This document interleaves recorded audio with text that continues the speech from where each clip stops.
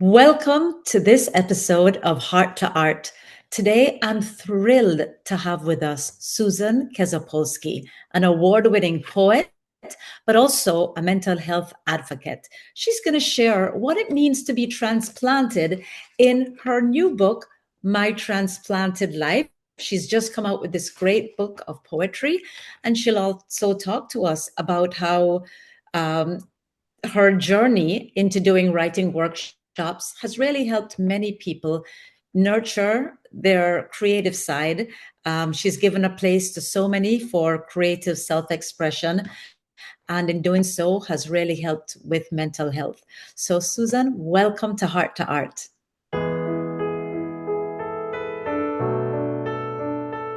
Peta-Gaye, thank you. It's so honored and privileged to be with you here today and a topic that I hold very dear to my heart. So thank you for this opportunity to share more about how I feel about it. Why don't we start with that? Why do you hold mental health so close to your heart? Well, it's affecting so many people, and I think oftentimes we forget the fact that mental health is health. There's so much stigma around it that people feel that they don't have an opportunity to express themselves, or that their words don't matter, or that they basically have to suffer with that and figure out their own way. And for me, it's been in my own mental health recovery journey, it's been a tool that's for my art has been a tool that's been helping me to manage that and to really rise above that whole aspect of the chatterbrain mind and what to do with all those ideas and all those things that happen in our head, and to put them down on paper and to be able to share them with others. And I found that there's so much power and liberation in doing that.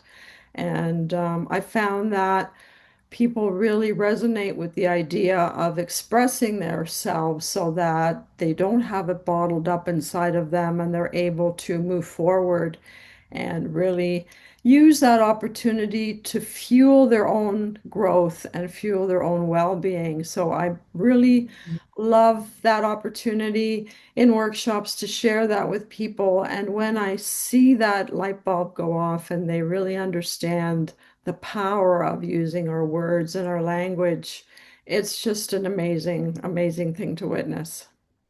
So tell us a bit about your workshops. You do writing workshops and you are a trained, I have the word written down here, it's quite long, but you are trained to do these art therapy workshops for people. This is a long question for you. What is it exactly that you do? And how have you seen it help people? hmm Well, I took on the challenge of trying to help others to express themselves with just the passion and the love of having people explore the power of their own writing. And I got additional training in that because I thought, okay, I want to be able to bring the right tools to play and have people use tools that are meaningful. So through the Canadian International Institute of Art Therapy, I became a therapeutic arts practitioner.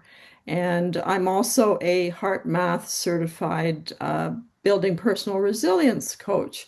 So bringing those two things together in my workshops, I have different workshops that I've developed over the last 10 years, and each one of them focuses on um, tapping into that creative space within us and tapping into our emotions by the way of our creativity. Because when we approach our emotions through our creativity, it kind of takes away that block that people have around themselves where they feel that they don't want to express things.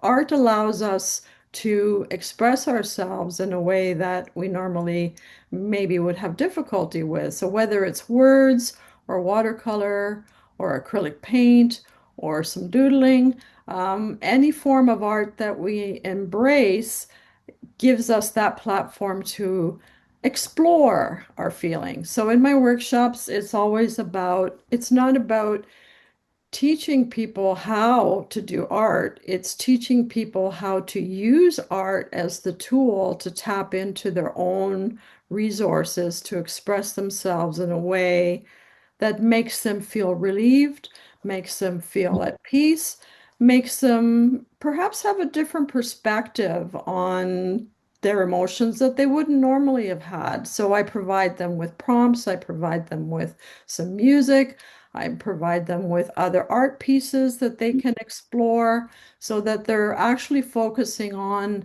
the art. And when they do that and express themselves through the writing, the emotions unravel. And it's really a powerful way to tap into yourself and your heart. I love your program because you talk about heart to art, and it's really is about tapping into your heart and Absolutely. not having any judgment around what is being created. It's not about creating a masterpiece. It's not about creating the perfect prose with the perfect rhyme and the stanzas. It's just about expressing yourself.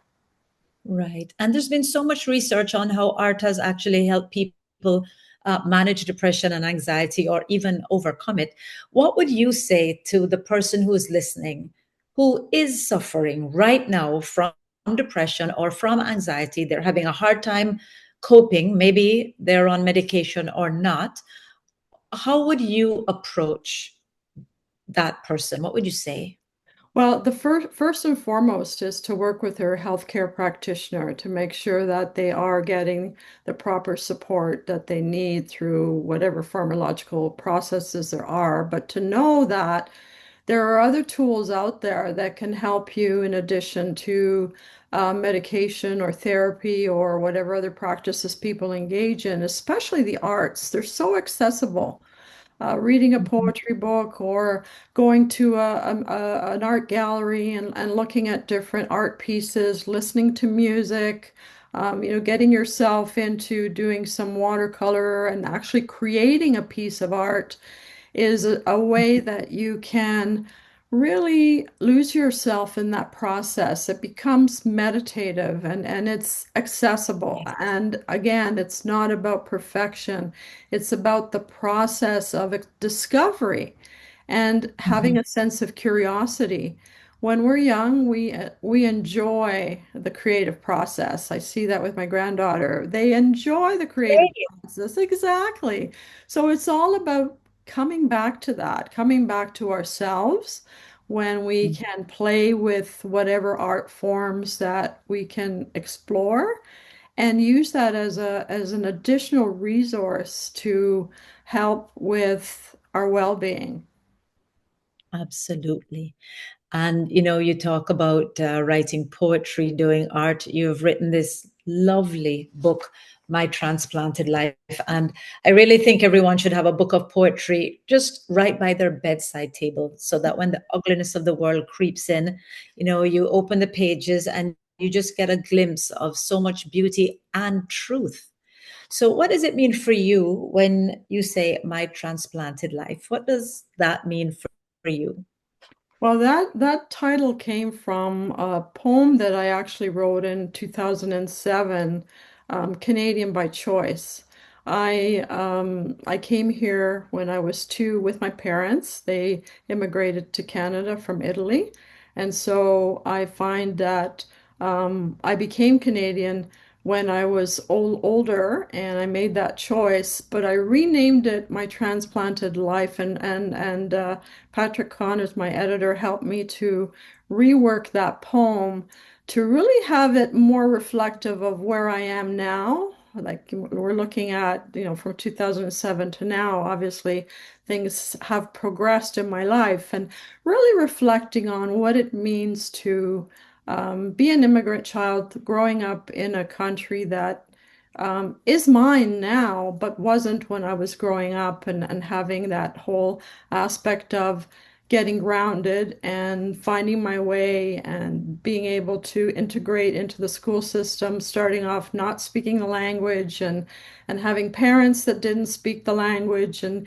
growing up in all of that. And all of those experiences have come to play in this collection because I reflect on some of those things that happened in my life, the feeling of belonging to two different countries and going home to visit grandparents and then coming back and not knowing if you're going to see them again. I mean, there's so many aspects of a transplanted life that really Yes. sometimes, it's amazing to see how people can, you talk about how, keeping a poetry book by your bed, how if you read someone else's words about an experience, you can see yourself or a bit of your own life in that. And that's really what I was hoping to do with this, to give people a platform to have those conversations. What does it mean to come to a different country and be an immigrant and grow up in a different society than you would have normally grown up in? Absolutely. Well, this book definitely resonated with me, not just as an immigrant, but also going through transitions, even as we speak right now in my life. But so many of us are. And, you say something so beautiful in the beginning of the book. You say, you wrote, with each threshold of change, we have a choice to look deeply at what is, use it to propel us forward, learn and grow, or to allow it to pull us further into chaos and despair. How we choose makes all the difference.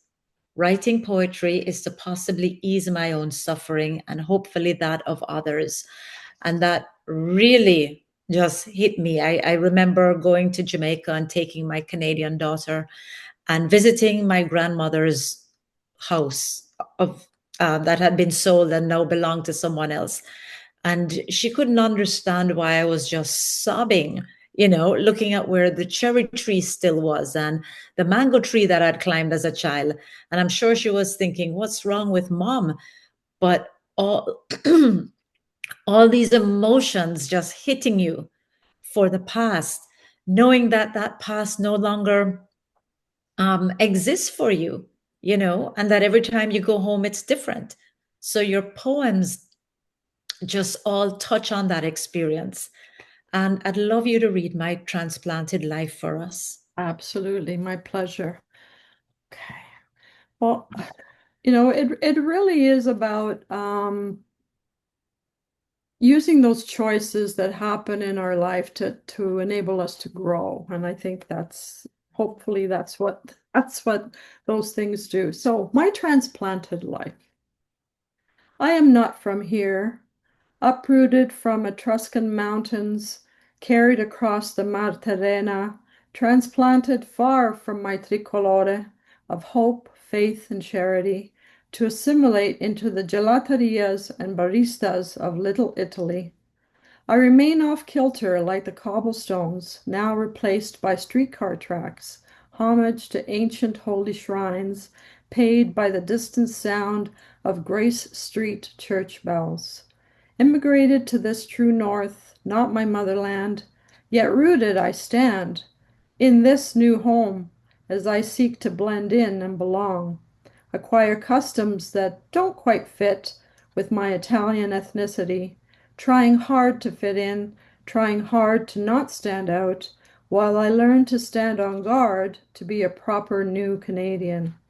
I grow accustomed to this manja cake place, strong in my new freedom that provides me with liberating choices, translating my transplanted life to absorb and to integrate old rural traditions of my pastured farm life woven into the new urban traditions of my good Toronto.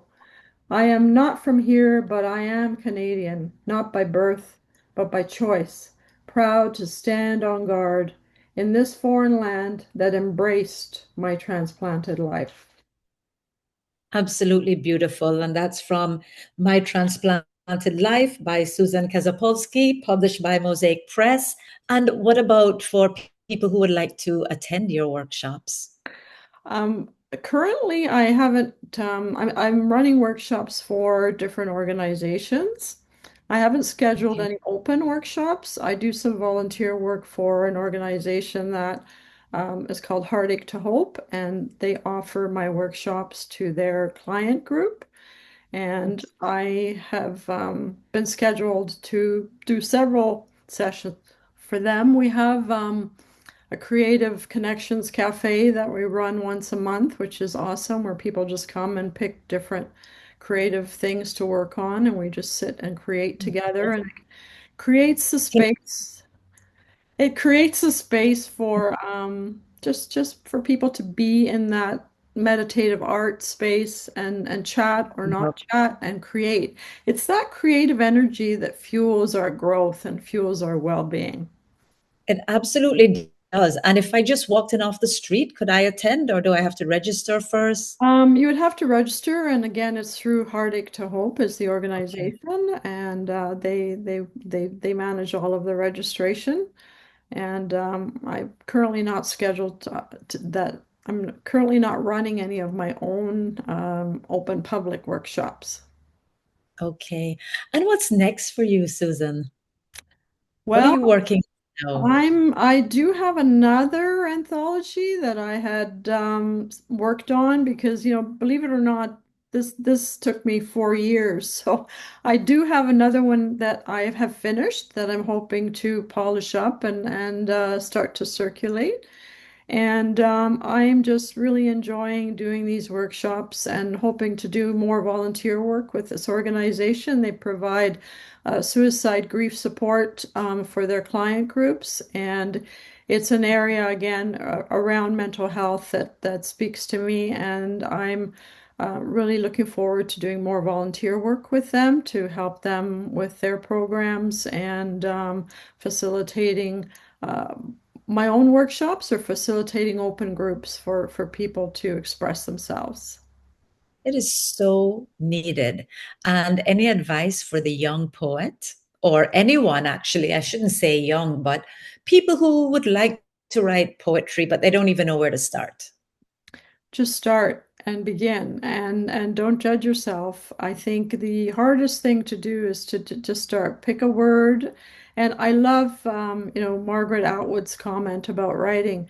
A word after a word after a word is a sentence, and then a sentence after a sentence after a sentence is a paragraph. So, along those lines, if you're interested in poetry, just start by jotting down words. And then how do those words string together? And how can you make meaning using those words? Hmm. And of course, this sentence should have probably been at the very beginning of this, but when did you start? I started when I was, believe it or not, 8 or 9 years old. I have a picture of me sitting at my dad's typewriter typing away, and I kept all of those poems that I wrote. And I didn't realize it at the time, but it was my coping mechanism. And rereading some of those things just brought so much joy to my life to think, wow, I had that as a young child, and it kind of parked it during my work life. And then when I retired, I came back to it. So in the last 10 years, I've really embraced my writing life and picked up where I left off as a young child. It's too bad that we have to park things during our work life, isn't it? I mean, we just have so much creativity inside of us and it's just waiting to come out. Um, would you, not that I would want you to be regretful, but do you think looking back, you would prefer to have, started, not started, but continued in your work life? Or would it have just been too much? Well, I think the challenge is that when, it's for me personally, it's my creativity in the right side of the brain versus the left side of the brain. So it's hard to kind of bring those two together. And it is a lot I mean, I always found time to write even when I was working. It just I didn't have an opportunity to do it in a focused, meaningful, thoughtful, reflective way that I can now. But it's just so difficult to do because you're on that treadmill and you're going at a different speed, and you have to make that effort to carve out that time, which is really precious and hard for our working professionals to do. So I encourage people, if they are working, 5 minutes a day, to carve out 5 minutes at the beginning of the day, 10 minutes at the end of your day to connect with a creative experience for yourself.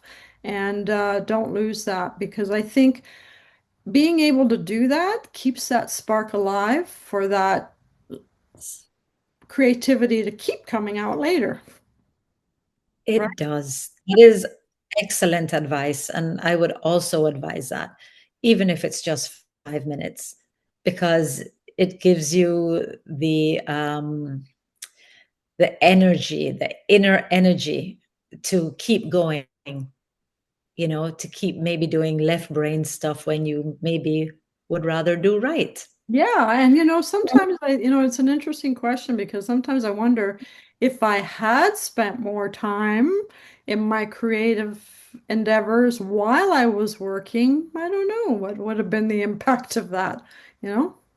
I wonder that all the time, if I focus more on the things that I really love, what could my life actually look like? So maybe that's something for all the listeners out there. It's a good question. Instead of looking back saying, I wish I had, well, start now. I mean, there's no time like the present. We keep hearing all these cliches, but they're there for a reason.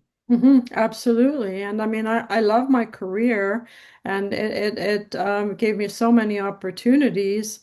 And maybe I should have written more while I was doing that, then I would have more material now.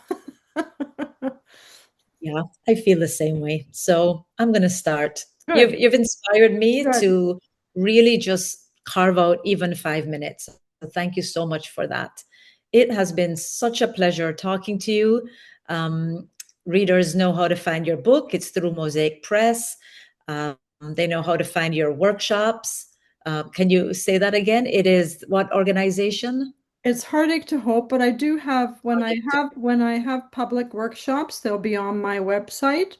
So it's www.mywordsnow.com. I Okay, publish them on there if I'm offering any new ones. Or they can okay, follow we'll me have your on, information. yeah, they can follow me on Instagram at rightwell_2020, and I will post workshops on there as well. Okay. And I do follow you on LinkedIn where you have a poem posted so often. I can't believe that you are so prolific at writing. Thank you so, so much for coming on and sharing your journey with us. It's really a lot of words of wisdom. Thank you. Thank you for having me. Until next time.